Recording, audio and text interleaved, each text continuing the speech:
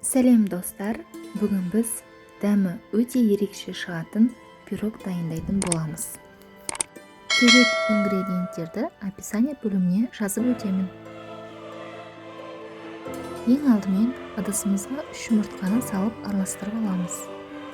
Одан кейін үстіне қант пен шым-шым тұз салып араластырамыз.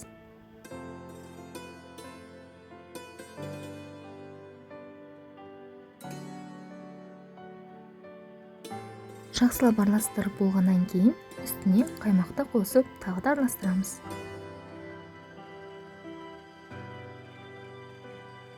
Ерітілген сары майымызды қосамыз.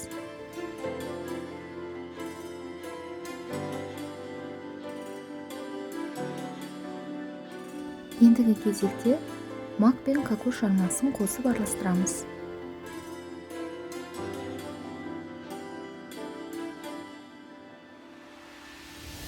Ұнымызды кішкене бөліктерден салып отырып араластырамыз. Ұнымызды араластырып болғаннан кейін қамыр қопсытқыш пен ванилинімізді қосамыз.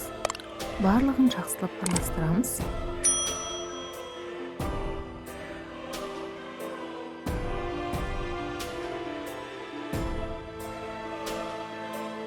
Соңында осындай масса шығуы керек.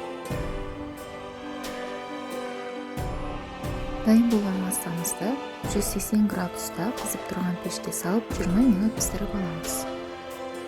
Пирогымыз піскенше заливкасын дайындаймыз. Ол үшін бізге сүт, шоколад және май керек. Дайын болған заливканы кекстің бетіне құямыз. Дәмі өте ерекше болып шығады. Барлықтарыңызға жасап көруге кеңес беремін.